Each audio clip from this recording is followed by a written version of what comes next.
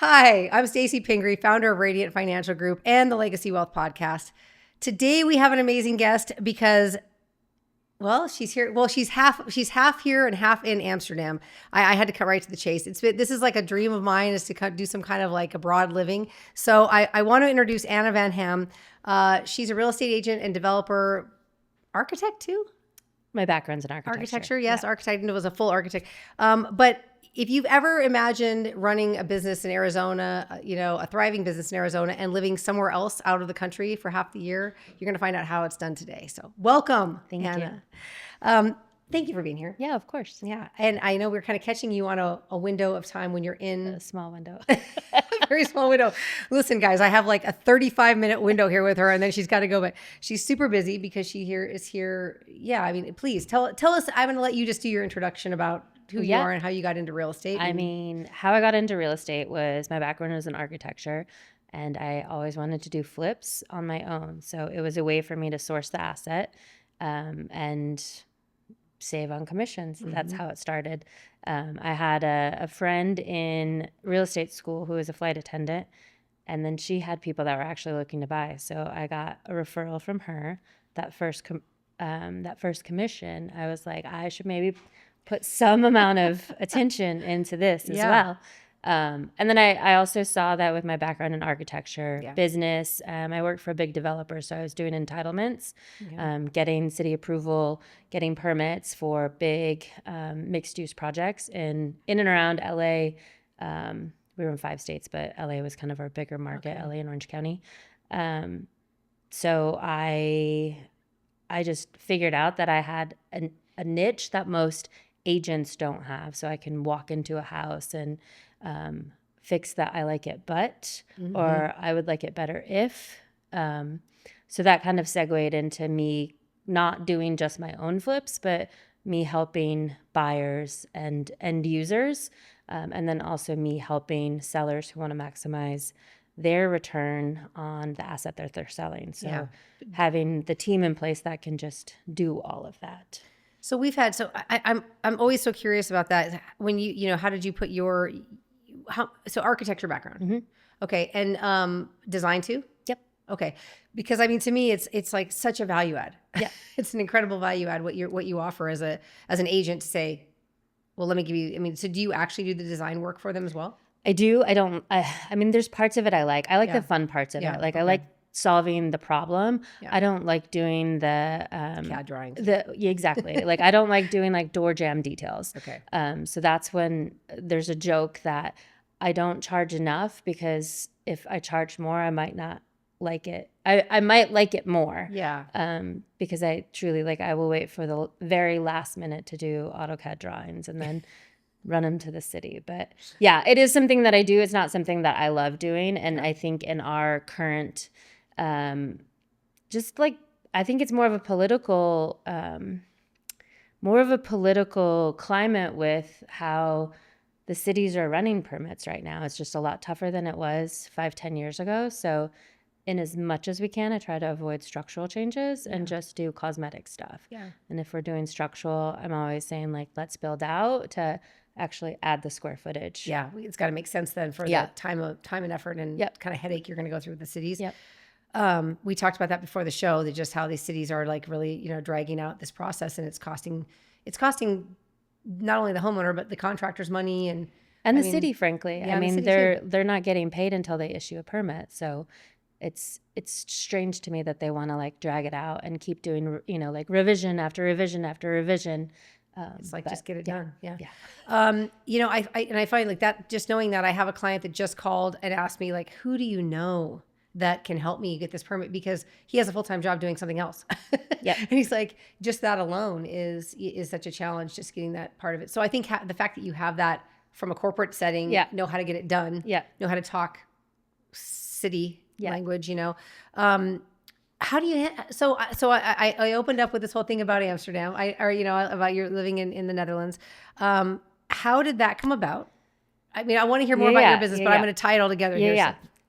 So it was 2022.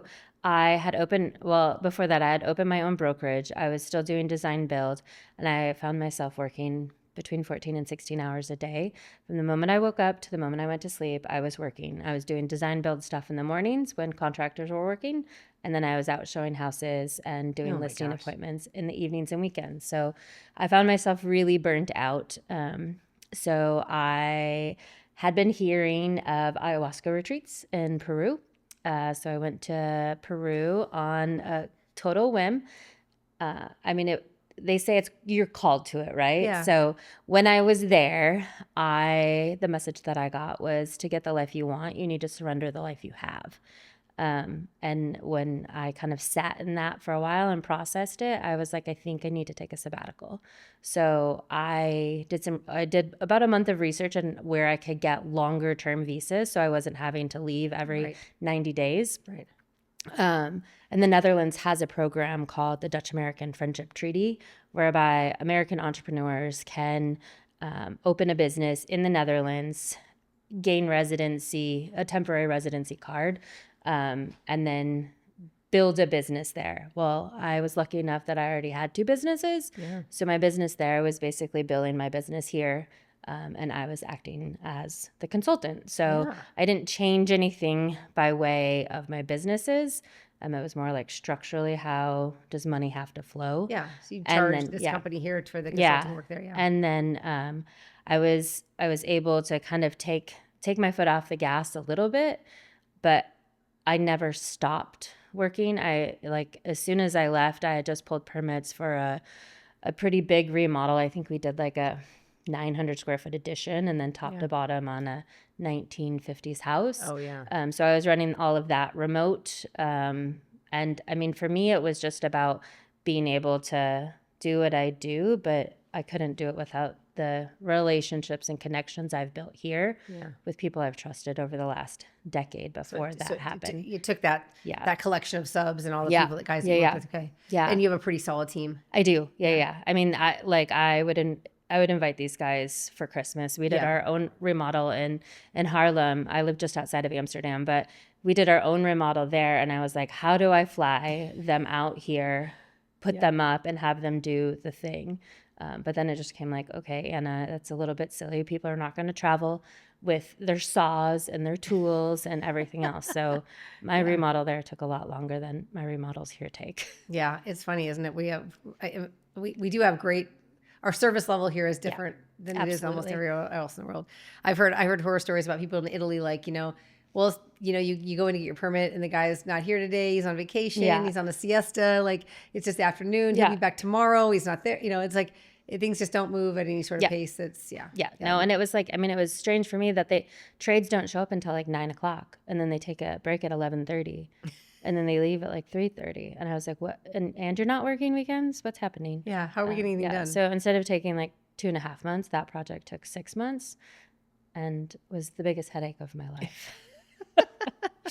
Okay. So now you live there. I live there full time. I met a Dutch man about 5 months after I got there. And we got engaged 4 months later and married a year after that. So I'm full-time in the Netherlands. I come back between 5 and 6 times a year. It just kind of depends on workload. Some clients, if they're listing, they really want my presence, which is fine. It's just a flight. But it takes some coordinating with family and pets and things like that there. But I definitely pack it in when I'm here. I landed on last Thursday, so it's been a week, not even. And I think I've met with 20 former clients and like doing listing appointments, taking sellers out tonight. Or taking buyers out tonight. Yeah. It's just well, thank you for making the time to jump in on this. I just find this so intriguing, and it's such a, you do it so successfully, I'm not going to say effortlessly, of course. You make it look easy. And even just, listening to you now, it's like, okay, well, I do this, So obviously there's challenges of just not being here. What have been some of the biggest challenges? Time zones. Okay. Are a big one, especially when it's buyers. So with buyers, I think that it's, I always have like a field agent helping, obviously, because I can't open a door from afar. So I have agents that are helping me, and there's so much in the buying process that you don't get. People will make a list of what they want. And then they see a house and then it's like something entirely different. So it's like really understanding the nuances of how their body language is or what they're saying when they get in the house. So I always want to be a part of those conversations and those showings. Yeah. So I'm on FaceTime sometimes at 2 or 3 o'clock in the morning. But that's also my need to like service and serve my clients the way that I would, even if I am 6,000 miles away. So I don't really let the reins go with the field agent until I'm confident that we have really locked in what these particular clients want and need, despite what they tell me. You know, they'll say, oh, this is important. And then you get there and that's really not important at all. Yeah, isn't that funny? It's funny. We have another good friend of mine. She says, you know, she was a guest on the show too. She's a designer, and she said when I put designs in front of people, you never give them 3 options. It's always 2. It's do you like this or this? And she said because we just don't make those kind of decisions. Binary is the way we make decisions, and it hadn't occurred to me that way, but I'm going to start using it for loans. Yeah, because I'm like sometimes you give people too many options, and they're like, you know. And that's how I do like the design build part of it. You know, I'll have people look at like make a Pinterest board for me of what you love or send pictures of houses that you've been to, like finishes that you like. And I will match their style and then I also have to match the budget. Yeah. And then it's up to them to stay within the budget. Yeah. But I will give them 2 to 3 options, which is helpful because, you know, if you've designed anything like the amount of lighting that you can look at for one bathroom, you get so fatigued and it's like, do I like this or do I like that? So I've tried to stay within the realm of something I know that they like and then give them options and say, this one's the most expensive and this one's more affordable. Where do you want to spend your money? In the powder room or in the kitchen? Yeah. Yeah. Yeah. I mean, we all know the kitchen is like where everybody hangs out. So it's like you find like the one, you know, the cool lighting that you want. And you're like, well, it doesn't match all the other stuff I've picked. Now you're back to the, you know, I know it's just a lot, you know. It's really interesting. So right now, as far as deals go, you know, you said you have like 4 projects going at the moment. Yep. For renovation projects, I just got another listing while I was in town last night. The buyers that I'm taking out tonight will likely turn to sellers in tandem. So my mom always jokes every time I come home, like I leave with more business. Also had like my CPA, my tax preparer, reach out and she's like, I want to do a kitchen and bath reno. So if it's surfaces, it's a lot easier for me to do remotely. If it's like being on job site, obviously I've altered what projects I will take on and frankly who I'll take them on with because it's hard to manage particular personalities from afar. Yeah, some people want somebody there and I mean knowing that up front is really important, right? Residential only or commercial too? Residential only right now. Yeah, okay. That makes sense. So anyway, you have this, you said the biggest challenge, like time zone. I mean, it just makes perfect sense. What do you think are there advantages? There's advantages there. So like if I'm working on a renovation, I can do all my marketing and all of my like computer work during my morning, which is when Arizona's asleep. And then when Arizona wakes, I'll start getting first calls from my contractors, address what they need. Then it's sort of like I segue into like a really confined space on the real estate side. Yeah. Then when I wake up, if those guys have left job site, they need something on site the next day, I can order it. They can pick it up first thing in the morning. So it works really well on the time zones with the construction side of it. Yeah. It's just a little, I mean, there's definitely like family time that gets impacted a bit. Like the Dutch are they want to eat dinner at 6:30, like sharp. Okay. And that's, you know, between 8:30 and 9:30 our time here. Yeah. So that's kind of when everything's picking up. So there's some times that I'm like, no, you guys just go eat. I have a call to take. Yeah. Yeah. That would have to be. Yeah. Yeah. So culturally, what have been the biggest changes? I mean, doing my renovation there, I was just like, they're not service oriented, which is a blessing for them. I mean, they live on a very livable wage. Yep. You know, there's not worry of like, do I have access to healthcare? Like, am I safe from, I mean, I don't want to get political. Am I safe from guns or whatever, right? I mean, I broke my leg skiing in Switzerland last January, and had that happened here, I would undoubtedly be tens of thousands of dollars in debt. I've had twice weekly physical therapy appointments for 8 months, and I will have another 6 months. So that's a huge, just stress lift off you. You don't have to worry about can I get the healthcare that I need? On the service side, it's refreshing to come home and have a glass of ice water put at your table. They don't glasses there, tiny little things. Yeah, no ice. No ice. Yeah. If you get ice in anything, it's 2 cubes, nothing more. So I also like the endless supply of ice that we have here. What is that thing with ice? I don't know. I don't know if it's a natural resource thing, or I don't know. I mean, maybe it's storage that our refrigerators are massive here compared to. That's what I go shopping sometimes every day. Or it's you shop by meal kind of. So it's you're going every couple of days. But food's more affordable. I ride my bike to do errands. So I just got my driver's license and rarely drive. So so your husband or your partner, I don't know. Husband. Yeah. You said you got married. Yeah. Obviously he's born and raised there. Yep. He's 100% Dutch. Does he like to come here? Not right now. Yeah. Okay. Not right now. He's just with everything that's happening politically. It's hard for, I would say, any non-American to want to come to America. I myself probably have more fear than they do of being detained or someone seeing my social media and asking me questions. So I definitely have had to, I would say, alter my authentic self a little bit.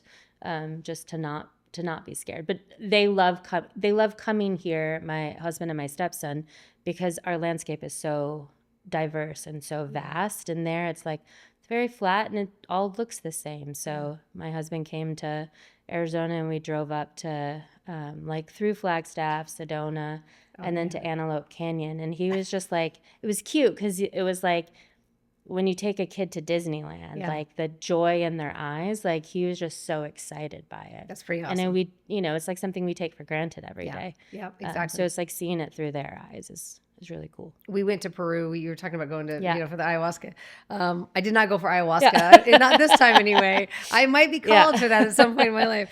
But it was funny because one of our friends was like, "Are you guys going down there for ayahuasca?" I was like, "No, I'm taking my 2 daughters. I'm not. That would be like a nightmare, But anyway, we did go down, and I think same. We were talking to people about just the living, how different actually felt like it looked a lot like our high desert, because there's a lot of areas and it's super high when you go to Cusco and all that. Did you go to Cusco? So my husband and I just went this last June. It was just a trip. So we went to Cusco. Any problem and with only in Tetambo. No. Okay. I loved it. And I also love how vast the Peruvian landscape is. Yeah, it's amazing. So different in different Sacred parts. Valley. Yeah. Sacred Valley is insane. Yeah. So anyway, when you said that, I was like, it was being there, I'm looking at the Andes mountains going the mountains call to me. Yeah. So I'm from Montana and I like the mountains. So this landscape is beautiful, but I do love that change. I always say it's so brown in Arizona, in the valley at least. Yeah. It's what's your favorite color? Brown. Yeah. It's definitely and now we're concrete. Yeah. So when you see, as far as your business and the risks associated with not being, really you just run the whole thing. I don't hear any other real downsides on the risk factor of it. You've got a good crew. You have to have that in place. You have to you stay licensed. You keep all your stuff registered. You do your normal thing. Yeah. There's some things that are changed a little bit. If I've learned if you're speccing out tiles and paint, get them tested because the color on your screen can vary wildly than the color in natural light or whatever. So I'll have my guys actually pick up samples, show me them in that room. Yeah. Paint a part of the wall. Have you used AI for any of it? I have started to, yeah. Okay. Which is I've seen people starting that now. And it's honestly as a buyer's agent, I think you absolutely have to know how to use it strategically. Just walking into a house and saying oh, I don't like those honey oak cabinets that are from the 1990s, but to be able to within a few minutes change it can change your buyers. It's insane. I am team AI and I'm on it all day long. Like it's my coworker. Yeah. I think that's a great way to use it, right? Just like, how do hey, you're an assistant. Hey, AI, I need to give it a name and have it be your assistant. I'm hearing that a lot from people like, that don't like these counters. So boom, change the counters out from a dark to a light or whatever, with just a photograph and a request. So that to me is like that's a great use of. And you can send that to them without even having to go buy the paint and test the paint. A renovation I'm doing now, she wants to change out her pendant light over her table. And she sent me one and I said, no, I don't think that's it. And I just put it in real quick. And she's like, you're right, it's not, and it was just like, just the picture that she sent from Wayfair or whatever. And I just plugged it in real fast. And so that's not the deal. Yep. Moving on. Well, and this, the whole point around the podcast for me, and that's why I was so happy and I felt lucky to catch you today when you were on town for such a short amount of time. But the whole idea here is like legacy. For me, it's been the joy of doing this podcast is connecting with people, hearing their stories, learning about their life and something so different. And then really being an inspiration for others to see what is possible, right? How things are done. So, I ask every guest, like, what to you, what does legacy mean?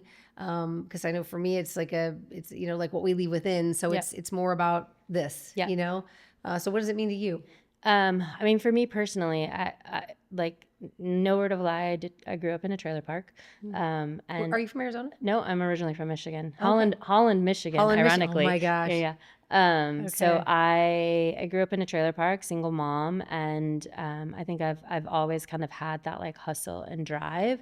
So part of me getting to be able to do flips has built wealth that I didn't even know was possible for myself when I started. I just wanted to be like HGTV, like I knew I could do those things, so I was going to do them. But the amount of money and wealth that I've accrued for myself as a single woman, I wouldn't have without real estate and making smart real estate decisions. So like that's also part of what I love. And what I do is I can contribute to other people's wealth and generational wealth, right? Yes. So like I've been in this season for a while of like, it was first and second homes. And now it's sort of like, unfortunately, like divorcing people, which is never easy. But like, I'm also proud that I get to be a positive part to what could be a very negative point in someone's lives. Yep. And then also like having clients that bought in the last 5 years and are sitting on equity, like what do we do with it? Like, you're a young family. Are you ready to upgrade? You're a young family. Are you ready to upgrade and keep this 3% rate and get you some rental income? So I love being a part of that piece of it. They may not even know that's an option, right? Right, exactly. So I'm passionate about like giving that to my clients and other people. I wouldn't be where I am without real estate at all. Yeah, I think it's such a cornerstone for building wealth. Totally. Thank you. I love that. That's an amazing. Everybody has their own version of what that looks like, but I think that's amazing. The name of your company, your team is Elevated Home Real Estate. So it's like, I feel like that's so perfect. It is.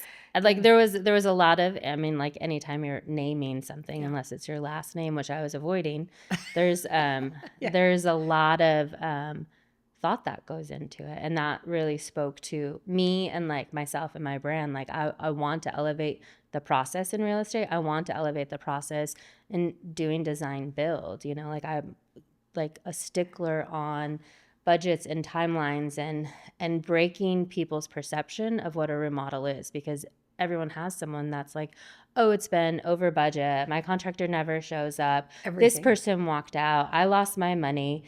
So that's been part of something that I love, to sort of break that for people. And that's why I get repeat clients. I've had a client that we did 10 transactions last year together.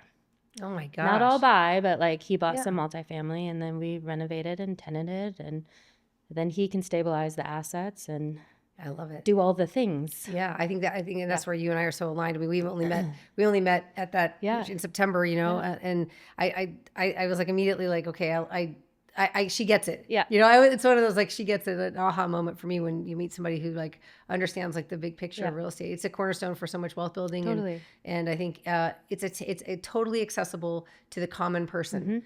And, you know, I just think it goes into this misconception of like, oh, you got to be sophisticated in some weird way. No. I mean, my husband and I both say the same thing. I mean, I came from low. We didn't start. He grew up in a condo, you know, in a stacked up condo in Chicago suburbs. And, you know, his parents didn't own a house until he was a senior in high school, you know? So it's just like, you know, but you don't have to, you create your own path with real estate. I just did a case study for clients that I'm actually showing tonight, but I think they were 25, just married or about to be married, and bought their first house, 3% down, 9,750 is what they put down. Yeah. They're sitting on between 140 and 190 in equity. He works as like a financial planner. I said, Matt, that's 65% annualized on your money. What did he say to that? Yeah, he's like, okay, I got it. You know, and then it's like when you show someone that piece of it, it's like it can change people's whole world. Like I wouldn't be able to be where I am without the choices that I made in the decade that I was here. Yeah, doing my thing. How much do you believe in leverage? Or even how do you know, obviously people use it. Yeah, in the beginning I was using other people's money, but I was using it in a way that I would offer a guaranteed return on investment. So when rates were at like 7, I was offering 10% guaranteed on their money, and I would work that amount into my overall pro forma, just like I would like what the plumber's hard cost is going to be. Yeah. If it penciled with that, then I was going to do it. They were always friends, so it was also I was contributing to their wealth while also getting to do what I love to do and growing my own. So I was never using my money in the beginning, and then I would, you know, I had the house that I lived in.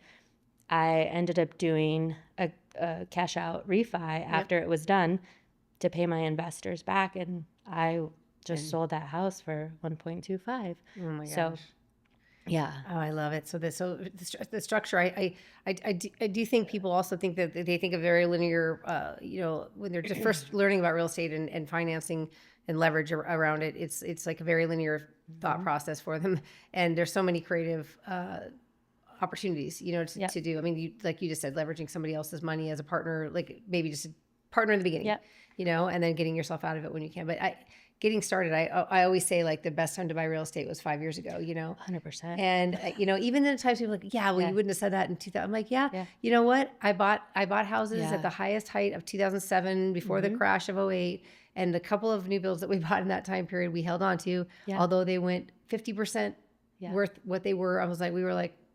We had a decent rate. They were rented, and we were like, we're going to keep them. And guess what? Now they're worth, you know, now they're worth double what they were when we bought them. So it just is like, it pays for itself over time. I always tell people like you want to plan on at least 10 years, you know, like, so I have, you know, former clients that they bought, and I think just before, like the month before June or whatever. Yeah. And 10 years later is when they're seeing the big return, you know, like for a while. So it's always like, let's make sure you can pay that payment and be happy in that house for at least 10 years. Yeah. It's a good strategy. Yeah. Yeah. And if they get lucky?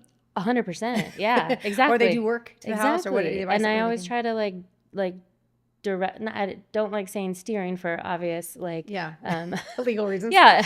I always try to guide in a way that like shows them the value that they can add, so they're not just waiting for market too. Yeah. So like, I love that. It's just like we put a custom amortization schedule together. I'm like, so you have an extra $100? Okay, fine. Yeah. Throw it at the mortgage then, I guess. If that's your best plan for savings, then do it. You know, here's what it's going to do over 10 years or whatever.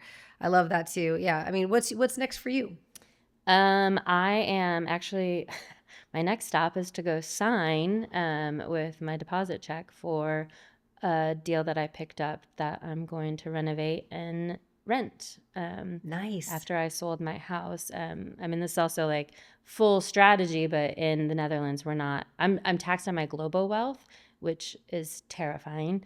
But we're not taxed right now on rental income. I'm still taxed here, but then there won't be like an extra tax there. So I'm putting as much money as I can into rental properties. So I was able to pick up a friend's home that she grew up in. She was moving her mom into the casita that I actually helped design and permit. Perfect. And then I'm gonna update it and rent her out. So this will be your first. So you haven't had a whole portfolio really. Yet. I mean, like intermittently. Yeah. But I've always, like my old house I kept as short-term rental because I could, the location I was just making hand over fist. Yeah. And then I turned it into a long-term rental and I was like, I don't know that I want to do this. I want to cash out. I was also single. So I was avoiding as much capital gains taxes as I could. Yeah. So that's the part of real estate. It's always like kind of knowing tax code too. It is. And we had listen, I got a 1031 podcast on it, like knowing all these different rules and tricks. It's how you build it without having to keep coming up with more money and more cash and more cash is a lot like 1031 strategy and things like that. So I mean, to me, the buy and hold will be a great strategy for you with the depreciation write-offs and even bonus depreciation that you can probably take with some of the renovations. And I was able to get it as seller finance too. Wow. So I had like the application for a hard money loan, and I mean rates weren't terrible. It was 9%, which I thought was decent considering it's hard money.